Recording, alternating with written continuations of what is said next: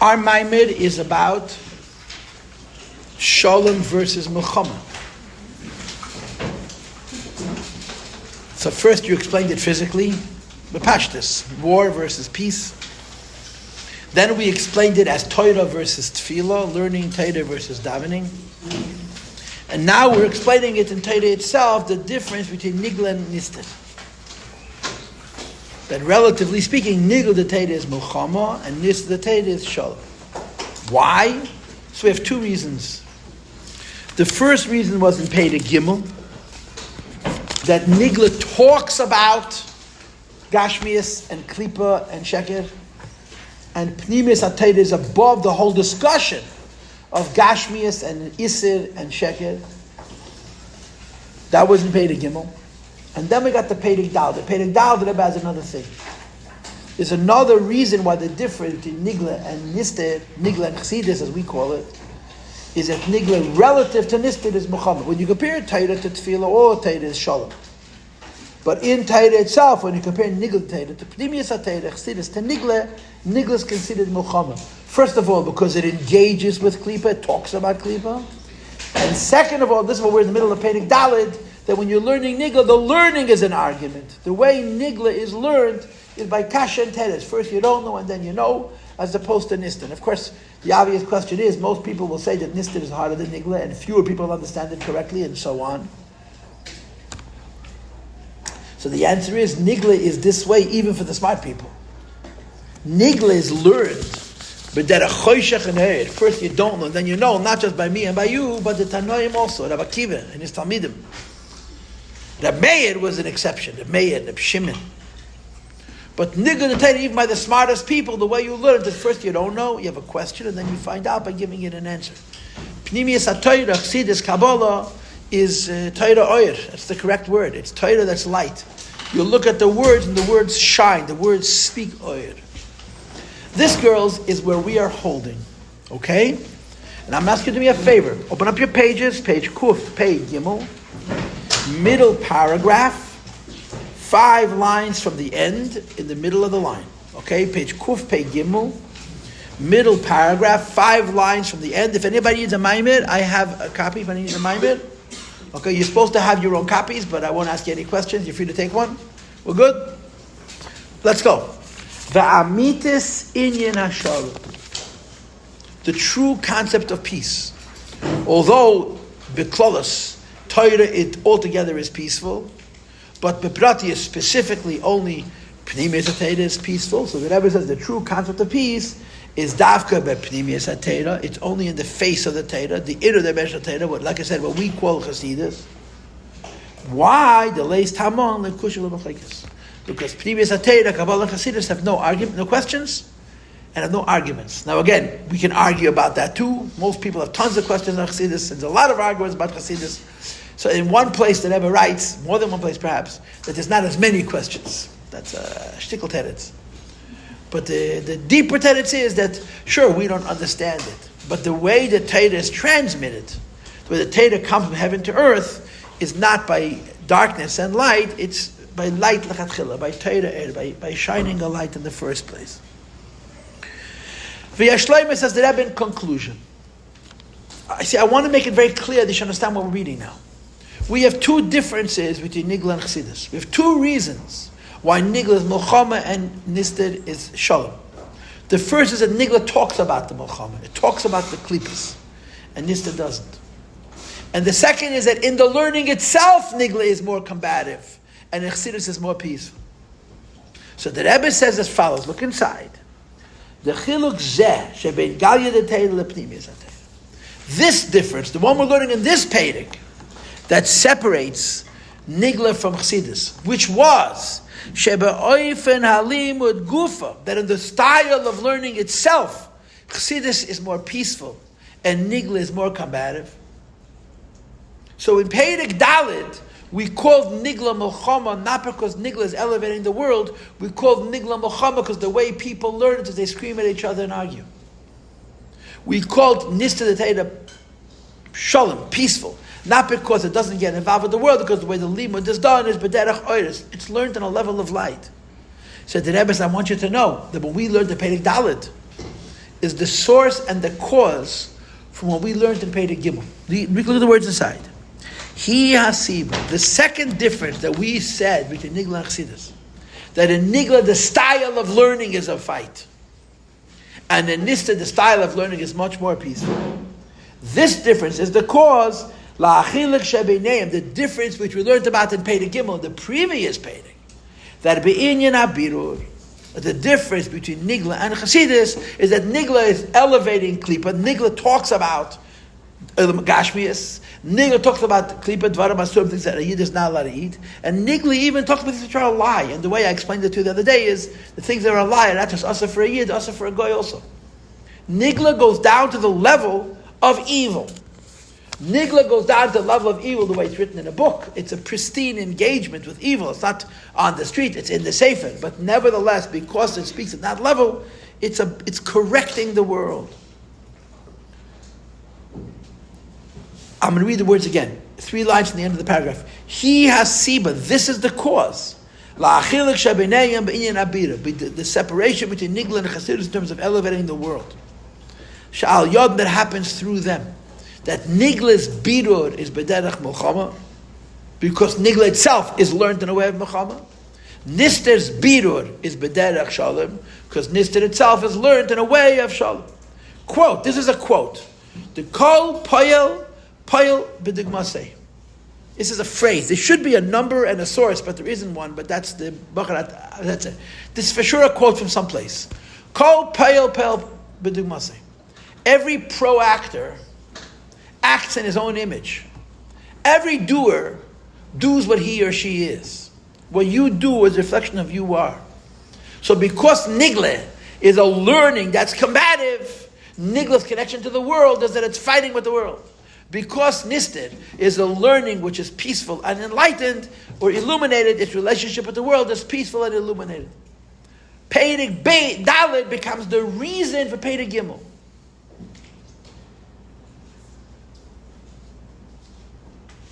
Isn't the actual learning like the...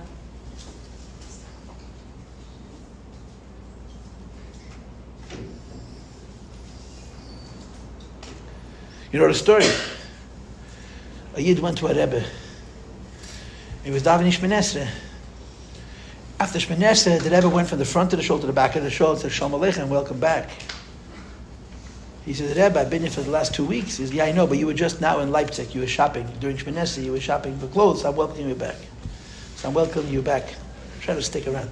I'm sorry, what'd you say? So let's say the actual Torah, the actual Nigla Gemara, it came before the style that we learned it in. Before the words of Torah came before, like chronologically, before how we learn it. Before how we learn Nister? How we learn either. Like I'm saying the Torah came before the way that we learn it. The Torah was given to us by Hashem. It was given to us by Hashem in the kind of way that we have to do something that's called Chidushe Torah. To create Torah. Hashem gave us the Torah, the Tanakh, and the rules, and a bunch of other things. But when people learned Torah Sheba'al Peh, they weren't just explaining what the Eibush said, they were creating it.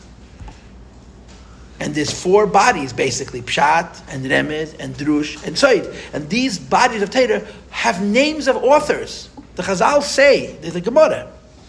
The second pasuk in Tilim, right? Ki'im b'seiros Hashem chavtzei, uv'seirosa yega ba yom avalatos. That's in the Gemara, and of course Chassidus makes a big deal out of it. That when a person starts learning Torah, he's learning that Torah belongs to the Eibishter. But when he finishes learning Torah, he's learning his own Torah. Because the Torah is your own. When is the Torah your own? When you're mechadish chedushim, you create new Torah. And this is true of the Gemara. And this is true even of Pnimiyas HaTorah. That in one way or another, the people who taught these in Yonah the first time were created, and it's called theirs, Nikras al Shmoi. Hashem gave the pattern, Hashem gave the design, Hashem gave the rules, but they developed it. So of course, Nigla, before we created Nigla, before we created the form of Nister, the Eibishter gave us the foundations for it. But part of that foundation is that this is learned in a combative way, this is learned in an illuminated way. That's what the Eibishter said. That's how you learn this, on this level. And then we created it, the Tanaim and Amirayim, Rabbi Akiva, Rabbi Meir, Rabbi Yossi, Rabbi Elazar, Rabbi Shimon, Rabbi Yehuda, through their Mesiras Nefesh. Am I answering you? So the Torah is meant to be developed and like Machadish, not through like adding new things to it.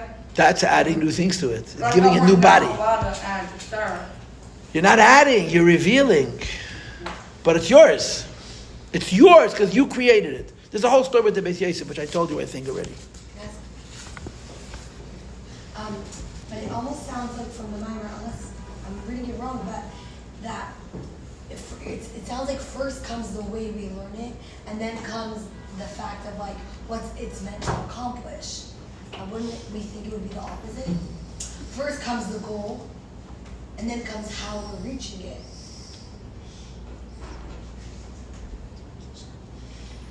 Right, and the Rebbe is saying exactly the opposite. Yeah, so how does that work? Because Torah has a purpose in its own right. And then Torah teaches us how to live as a second step. It's a fast, your question is fantastic. It's not even a question, it's an observation. It's an observation. What's the point of learning Torah? To learn Torah. That's what it's saying, right? And that's what the Rebbe is saying. I have to think about it. I mean, you're asking a very... I need to think about it. You provoked me. You said something real. You know what I'm saying? Ich darf hier betrachten. I don't want to give... Who am I? I want to think about it. But yes, it sounds like the Rebbe is saying what's counterintuitive, right? Usually, if you start a project, you're thinking about the end. Here we're saying, no, you start a project, you think about the beginning. And the end is going to be the image of the beginning. That's what you're saying. And it's true. It's exactly what the Rebbe is saying. Any other questions or comments? Go ahead. Can you elaborate more on how Chassidus and Shalom? Because this is based on the Maimar. First of all, we spent time on it in the past. Second of all, we're going to spend time on it in the future. And third of all, have you ever learned Chassidus? It's a yes or no question. Yeah. Did you enjoy Chassidus? You could say no. Do you enjoy learning Chassidus? Most of it, but then there's so much opposition to it. If it's Shalom, then what will go Opposition from outside of Chassidus. Yeah. Fine, but that's not your question. You didn't ask me how could the Misnagdim fight about it. You asked me to explain how Chassidus is Shalom. Right? So I'm asking you straight up. You don't see the difference between learning Chassidus and learning Nigla? You can tell me that you don't. But if you do, let's be honest. What does Chassidus do for you and what does Nigla do for you? So I'm going to say a cliche, which I probably don't even believe because I didn't have a chance to think about it. But Nigla makes you think. Chassidus lifts you up. True or false? I don't mean this in an esoteric way. I mean this in a very down-to-earth way. If you don't like Chassidus, some people don't. If you don't get it, you don't get it. I get that. You know, some people don't understand it. But if you learn Chassidus and you get it, it's so obvious that this is true. Because what Chassidus is all about, Chassidus is not proving the other guy wrong and proving yourself right.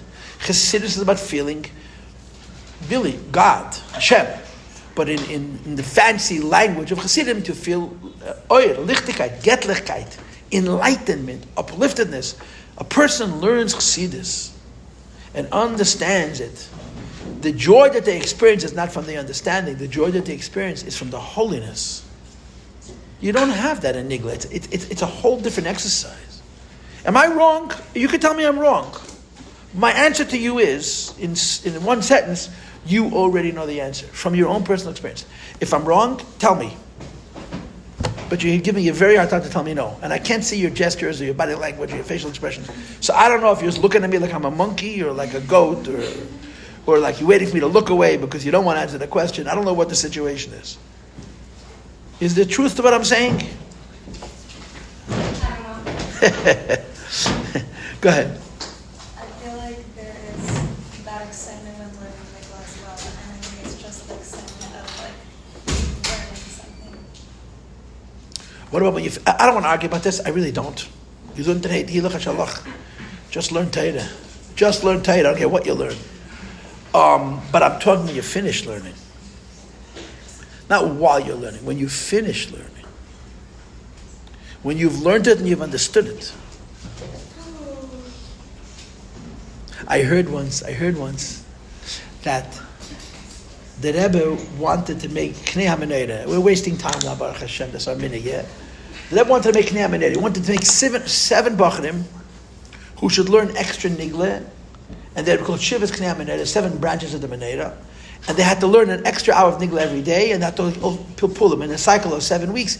Each one had to give in 770 a shir in Nigle. And then Shiva Knei HaMenorah in Chassidus. 7 Bachrim who should learn extra Chassidus, and they should give a pilpul in Chassidus. And what happened was, the Rebbe made special farbrengens for this when he started this kanim. The Rebbe made special farbrengens for them. And the Rebbe said the following statement. Which should you choose? Should you choose to learn more nigel, learn more chassidus? And he said, La'olam yilmad adam b'makom shali b'chafet. You should go to that part of Torah that you enjoy. But I would like that the li b'chafet of a bacha should be in chassidus. That the bacha should have li b'chafet in chassidus. So it became like a problem. Why? The Rebbe says, don't do what I want, do what you want, but I want you to want this. It was like really weird. So the story goes, I heard this from I don't know whom, but I never saw it in print. I heard it from somebody. That one of the Rosh Hashivas told the Rebbe about a certain bacher, and a hat nicht kein Geschmack in Chassidus. It doesn't work for him. And the Rebbe exclaimed, in Chassidus hat nicht kein Geschmack? Chassidus he doesn't enjoy. The Melee boy doesn't. But the Rebbe's reaction was like visceral. Chassidus? Of all the things in the world, Chassidus, in other words, of all the parts of Torah that delight a person, there's nothing more delightful, and there's people who don't get it. But that was the Rebbe's reaction. This is not becoming a farbrengen about this whole subject. I'm afraid of you, lady, because your middle name is Tangent. Huh? It's a quick question. There's no such thing as a quick question. There's only such a thing as a quick answer. And I gotta give that. Unless it's yes or no. How do you know how quick it is? Probably a quick answer.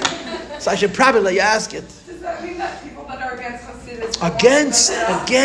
Against. Who's talking about against? Okay, someone that doesn't want to learn Chassidus... No. Does not want to be lifted up? It's a personality thing. There's different kinds of brains. So that means even like, let's say a chassid that... You know how people who love nigga look at people who learn Chassidus? Look at them as lazy. Because nigla takes so much time. You have to learn and learn. Chassidus, learn one mama, you feel like you're so holy. The truth of the matter is, Chassidus is a body. It's very, very big, and you have to learn a lot of it. But you can get away with learning a little bit and being an expert. In nigla, the people on the nigla, they learn day and night. There's so much to learn to machadish one svara. I thought before Chassidus came nigla. So, like, if you learn the Rashi Sikha, if you don't know the Rashi, then there's, like, you're just learning the Rashi from the Sikha. You're confusing me completely. Okay, this is not the quick answer, right? We're done. Leave it alone. Okay, can we start the next payday, please? Yes. Thank you for permission. I do appreciate that. Okay, are we going to let this girl have her way? Yes. Okay, then just repeat the statement. The statement at the end of Peidah Gimel Daled was that in Peidah Gimel, the Rebbe gave us one reason why Nigla is Milchama and Chassidus is Shalom. And in Peidah Daled, they gave us another reason. And he says the reason of Peidah Dalet comes before the reason of Peidah Gimel. The reason of Peidah Dalet is that the style of learning of Nigla is more combative. And the style of learning of Chassidus is more peaceful. This is the reason, says the Rebbe, why Nigla's relationship with the world is more combative. And Chassidus' relationship with the world is more peaceful. Okay, I'm not going to ask me for good because 4 of you are going to say no, but I'm going to decide we're all good. Peidik, hey, v'hine. And now the plot thickens. Okay, now the plot thickens. Let's do chazara. Let's do oidcha. Again. This Maimer started by describing the difference between Machon and Shalom on the physical level. Then it described Machon and Shalom as Torah and Tefillah. Now we describe Machon and Shalom as Nigla and Nisted. Well, guess what? We're now going to divide Nisted into 2. that in Pnimius HaTeira alone, there's Milchama and there's Shalom in Chassidus itself. And we'll all find out that we're all busy fighting wars. That's what we're going to find out. Heiton the Rebbe vehine. Gam bepnimius HaTeira. The truth is that also Pnimius HaTeira, okay, I'll use the word Chassidus, even though it's not the right word, we'll use the word Chassidus. Gufa itself. Yesh shnei efanim beklolos. There are two levels of learning Pnimius HaTeira, and the difference between the two levels of Pnimius HaTeira will also be Milchama and Shalom. And by the way, I want you to understand something, Kinderlach. I am planning to teach this to you a whole year. It's 3 Maimor. That's the first of 3.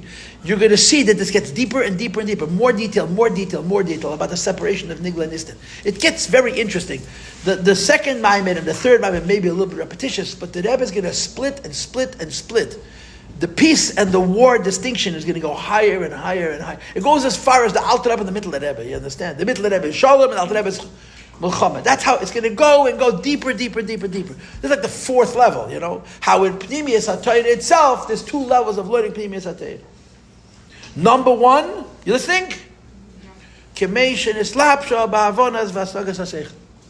Pnimius HaTeira of Chassidus was brought down, and I like to translate the slapshus as revealed in the understanding and the intellectual access. Hasaga means reach of the human mind.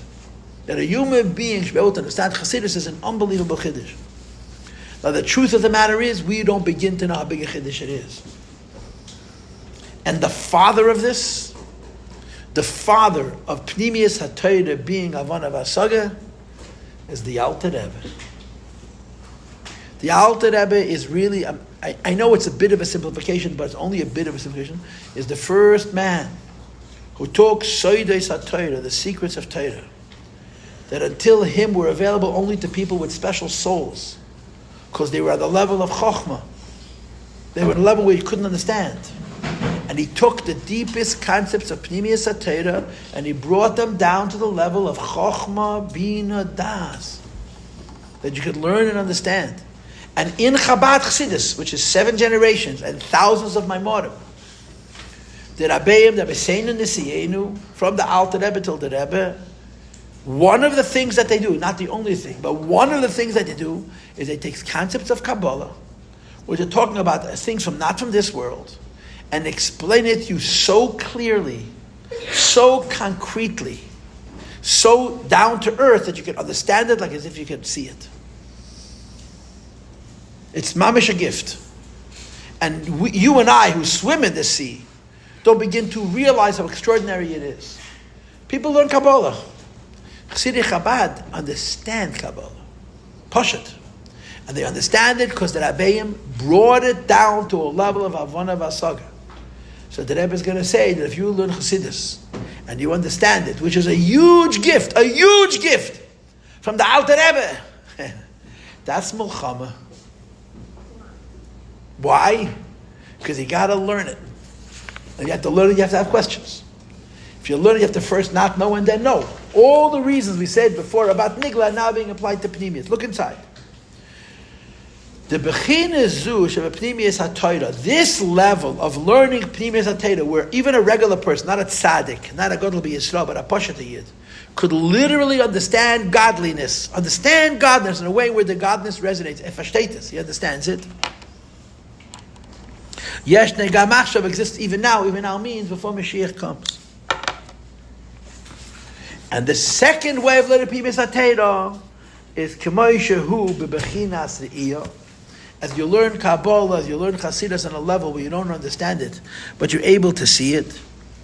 And seeing it is L'mayla Me'avona V'Asag. It's higher than understanding and intellectual access and reach. And the Rebbe concludes, Shebechina Tili Yasad Lavi. This level of learning Pnimius HaTeira, that's a level where you could actually see it, is not going to happen until Mashiach comes. Ki Yadua, as we all know, and footnote 34 brings a bunch of sources. Shemeshiach Yilmed Pnimius HaTeira. Mashiach is going to teach the secrets of the Torah, and he's going to teach it L'chol Yisrael to every Jew, and it adds 2 more words. He's going to teach it to every Jew, but Eifen Dere'iyah on a level of seeing. Now, girls, what's going to come next? What's going to come next? That understanding Chassidus is Milchama, seeing Chassidus is Shalom. Okay, but I'm going to leave that for the Thursday. Okay, I want to stop here. I want to talk about this.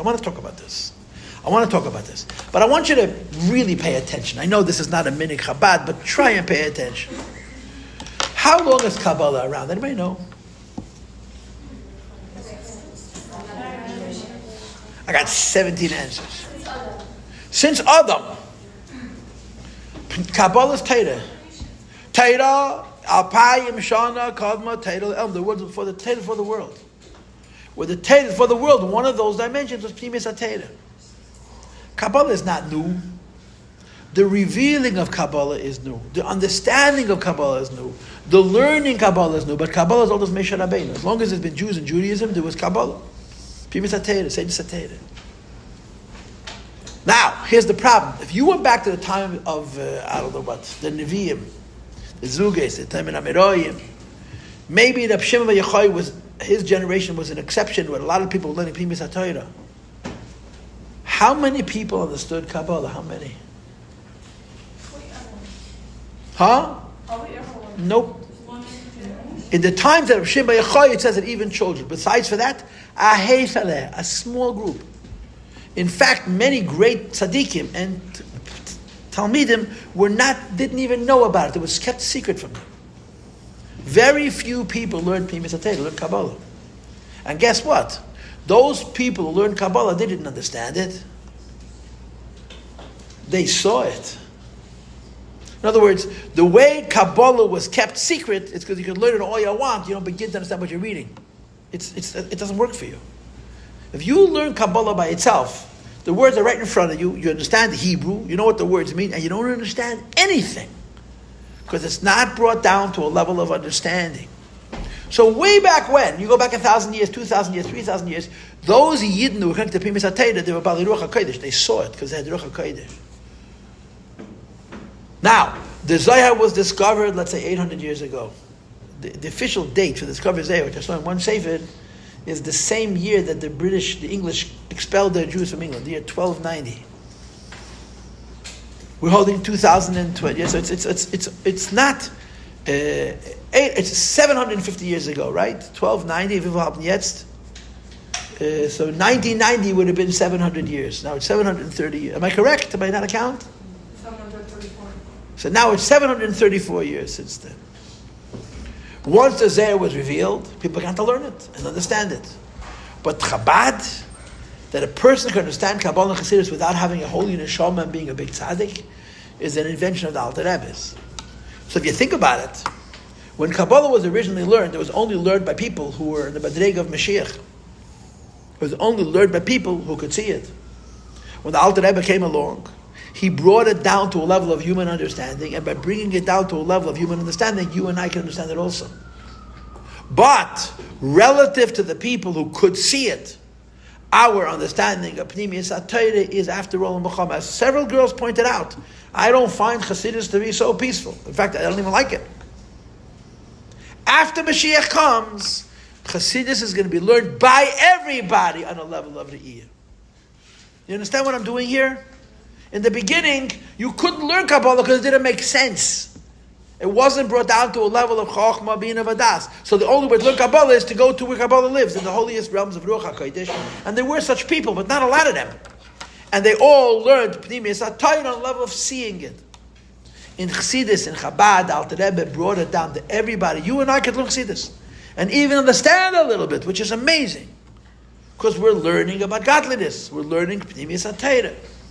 But we're learning on a level that, relative to how things are going to be after Mashiach comes, that's considered a Milchama. 1 second.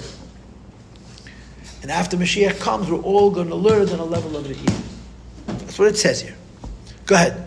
Is what we're learning now? What? I'll ask you a question. The girl behind you has her hand raised.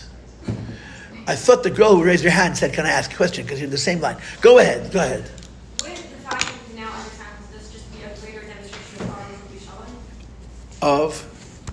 The fact that we could understand Chassidus now with our own minds should be more of the art of Chassidus, not less. It should be a higher level. The correct answer to your question is let's have patience. Let's see. Let's see. Let's see. It's going to get complicated and tricky. You can make the argument both ways. Here, the argument is being made that because you're understanding it, you're complicating it. And because you're complicating it, you're convoluting it. You're making it confusing, as they say. That is a fact. I'm saying that's what happens when you learn Chassidus, you don't actually fully understand it. But like if you're a very high person and you learn Chassidus, there's no like that's not a great thing. You wish you were a great person, don't you think? Well, it's not a great thing to be a great person. Because it's better than being a nobody. You're also, it's not a great thing to be a nobody. It doesn't show the power of Chassidus if someone brilliant can understand, someone brilliant and such a high neshama can understand it. It does. It does. It does. It does. It does. It does. It It's does. not a higher level when most people can understand it. It does because the greatest human being is a human being. And the idea of a human being having an intimate relationship with Hashem, or Hashem-liness as we call it, is a profound idea, even for the biggest tzaddikim. The question is, are they going up to meet it, or is it being brought down to meet them? And in the conversation we're having right now, that's the difference between Riyah and Asaga. Where they lived, they went to the Pnimis HaTorah and they saw it. Chabad brings that to our level. After Mashiach comes, people like you and me are going to be able to see it. That's the Chiddush. So we're saying Shalom and Muhammad in the context of the way we approach Chassidus, not the context of the how much Chassidus has. Okay, say that again slower. We're now like defining this as Shalom and Muhammad in the way that we learn Chassidus, not in our Chassidus. The way we learn Chassidus is Milchama, and the way they saw Chassidus, it was Shalom. Of course, because of the process, yes. Like in the beginning, we said like let's say like Shimon Malach, he had such a great art. So we're not looking at the art, we're looking at the way we learn. No, we're looking at the Yoyed. Of course, looking at the Yoyed. But what is We the don't have access to the Yoyed without the Havana. And the Havana makes it very bumpy. It makes it very bumpy. You ever go to school and have a very smart kid in your class? And they would just knew stuff. Now you would work very hard and get better marks than them, yeah? But it was so easy for them. It wasn't fair. INF, right? It wasn't fair. I get a cup. The reality is that for people like you and me to learn Chassidus, we have to work very hard. It has great reward, but the work is a labor. It's laborious. But the Chassidus is the same, yeah? If I say yeah, you leave me alone. I mean, to understand. How could it be the same? The whole time we're saying that when something is Shalom, it's because there's a greater art. Of course, we're still saying that. We're still saying that. We're saying the whole Chassidus is a greater art, and then the way we approach it is Machon and Shalom. But there's no extra art that people who are doing the Shalom approach have. Like, is the Chassidus they're getting more powerful? No. In the purpose of this Pedic, when you look for Eid Eliki and you work very hard to find it, the fact that you worked so hard to find it actually diminishes the Eid. It doesn't increase the Eid. It makes the Eid less. It doesn't make the Eid more. Not because the Eid is less, but the Eid is so painful. It's so complicated. It's so hard. So we're getting less because we're doing it away with I would like to use the expression, we're experiencing it less. I mean, you ask me, is it the same or different? And the answer is both. That's really the truth. Is ours the same or different? The Eid is the same, but our access to it is different.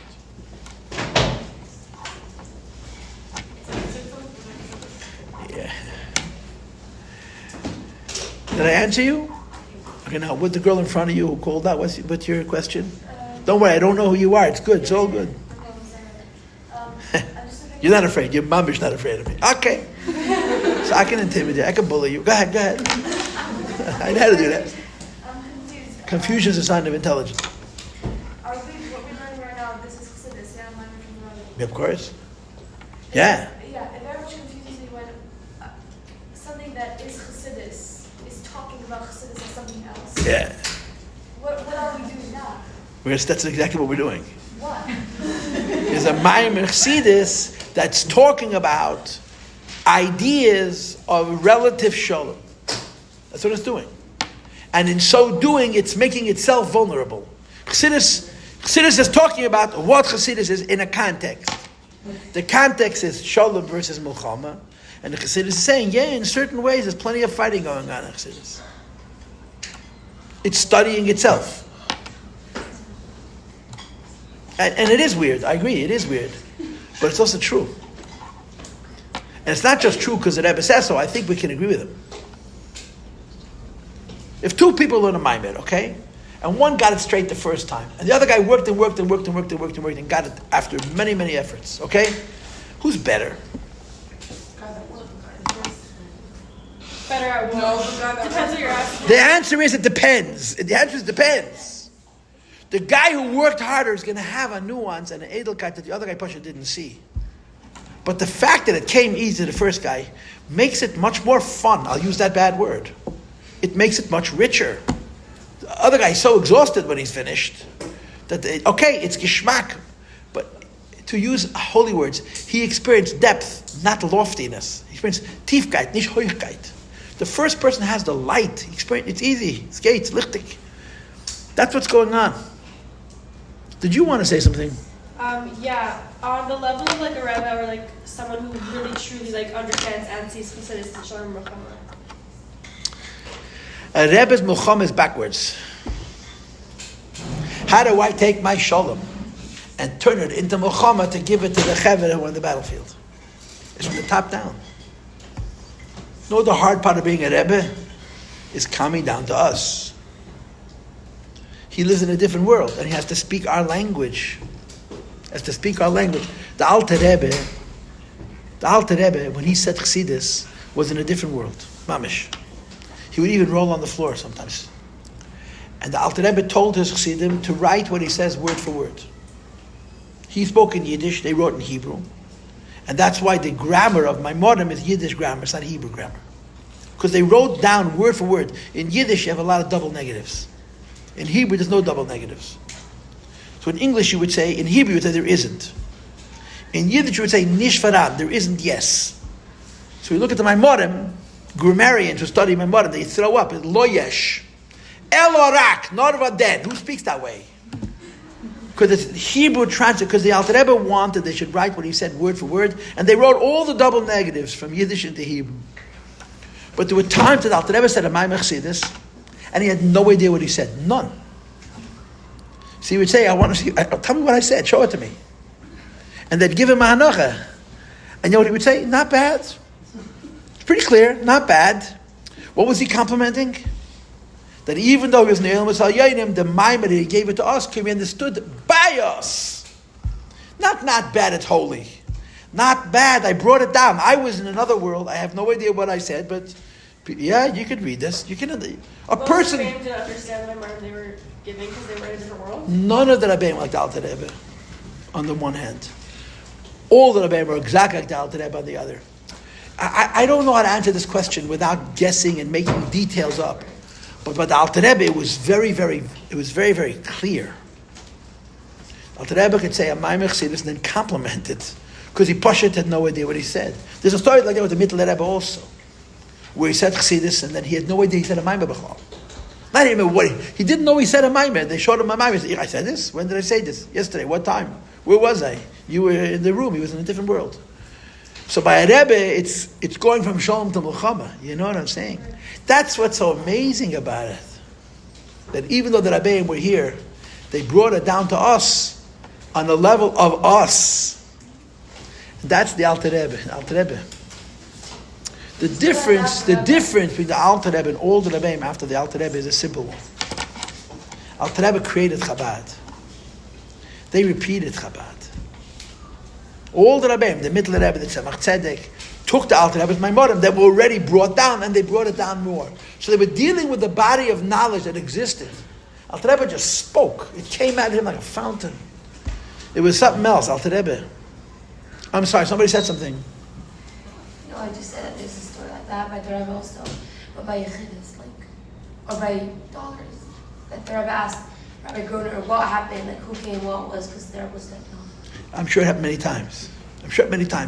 But in Torah, it's unusual. Because Torah is Chochmah being a Vadas. Imagine speaking a Shir in Torah, and the students understand, and you don't realize you're saying it because you're in another world. That's a trick. That's a trick. That's not from Canada. Is that why it's Shalom? Because straight, like from, let's say if someone was teaching Nigla, like, they don't teach it that way? But close, yes. But as she's pointing out, what are we saying now? That bringing Chassidus down to a level of one of Asaga is in Pnimius Atayt itself, Mulchama. That's what we're saying. In Pnimius Atayt, we're now splitting. Pnimius Atayt on the level of Re'iyah, that's Shalom. And Pnimius Atayt on the level of one of Asaga, that's Mulchama. So you see what's going on. The whole Inyan of Pnimius Atayt is Shalom, but when you bring it down to a level of human understanding, there's a property of Havana, of Mulchama in it. Is that because Chassidus is Shalom, is Shalom, so it's above Seichel? When you want to bring it down to Seichel, Seichel is Mulchama, like the Seichel is Mulchama, so I think that goes into it because Mulchama? Yeah, we'll talk about it the Thursday, Mitzvah. Yeah, but that's the answer. Yes. Go ahead, talk loud. If the Alter Rebbe made this whole Chiddush from all the way Kabbalah was all like learned before, and then what was the Chiddush of the Baal Shem Tov of the Malachim?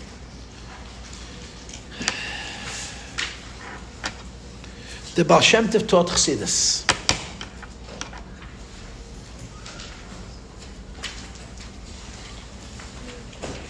Chassidus doesn't really exist. Chassidus, you can say in one sentence. The whole Chassidus in one sentence. Alt is a lakus is alt. Conversation over. Everything is godliness is everything. When you read the Memorah of the Baal Shem Tov, they're very easy. You know why they're easy? Because you don't understand that you don't understand. It reads like Medrash, like Baba Maises. Literally, the stories from a Baba. Pshatlach. The Mezitcher Magid decorated his Rebbe's teachings with Kabbalah. And the language of the Frierdiker Rebbe with Chochmah. So when you look at the Torahs of Mezitcher Magid, they're very hard. It's the Torah of the Baal Shem Tov, same Torah. What's the Torah of Baal Shem Tov? Achtas, Einem Avad, everything is the Eibishter. But the Baal Shem Tov said it just by itself. The Magid decorated in the Levush of Kabbalah. So you don't know Kabbalah, you don't understand it. If you do know Kabbalah, you dig deep enough, you see what he's saying is not only Kabbalah, it's using Kabbalah to say something more, deeper, Achtas. You follow so far? And the Alter Rebbe wanted Havana Bina. And that means Chakira, Poshet philosophy. So the Baal Shem Tov taught Chassidus in a raw form. The Mezitcher Magid added the Levush of Chochmah, which is really what Kabbalah is. And the Alter Rebbe added the Levush of Bina, which is what Chassidus Chabad is. I'll see you on Thursday. Okay, go ahead. Wait, I have 2 minutes. Still the bell rings. Go ahead. Thank you. We keep talking about Kabbalah. What exactly is Kabbalah? What kind of things does it discuss? This is a great conversation. Kabbalah has 2 parts, basically. Okay, basically is a bad word, but I'm allowed to use it. Because I made it bad, so I'm allowed to break my own rules. I say fit bezach. There's something called Hakdamis. Hey Kuf Dal Mem Vav Tav. And there's something called Kavanas. Meditations. In the language of our culture, we call it Eitz Chaim and Pri Eitz Chaim. Eitz Chaim is called Sha'ar HaKdamis, and Pri Eitz Chaim is called Sha'ar HaKavanis. Hakdamis is poshet a map. It's a map of Seder Shtalshlus. That Kabbalah teaches us that there's something called godliness, not just creation and creative godliness, alakus, and godliness is a whole hierarchy of worlds. The Hakdamis of Kabbalah give you a sense of the whole hierarchy of worlds. The Kavanis takes that hierarchy of words and connects it to the Torah, and more importantly, it connects it to the mitzvahs and to davening. That a Yid who learns and davens without Kabbalah, his Kavanis are about 2 things only: about developing better midas and developing deis mechenis, a good philosophy of life. But a person who learns Kabbalah and knows the Kavanis, it's about yichudim. That if you know the map and you know which mitzvahs, pull on which lever and push which button and open which door, you create unions in a lakus, which brings a lakus from a higher level to a lower level. And that's what it is. It's giving you a new insight into godliness, Hakdamis, and it's teaching you how to use that insight to come closer to Hashem in an intimate way, in a way that you can feel it. Kavanas. It's a pretty good answer to your question, actually. Yeah, thank you. It's amazing. Okay, shall I let you go? You want to ask more questions? Is kafir or is hapcha?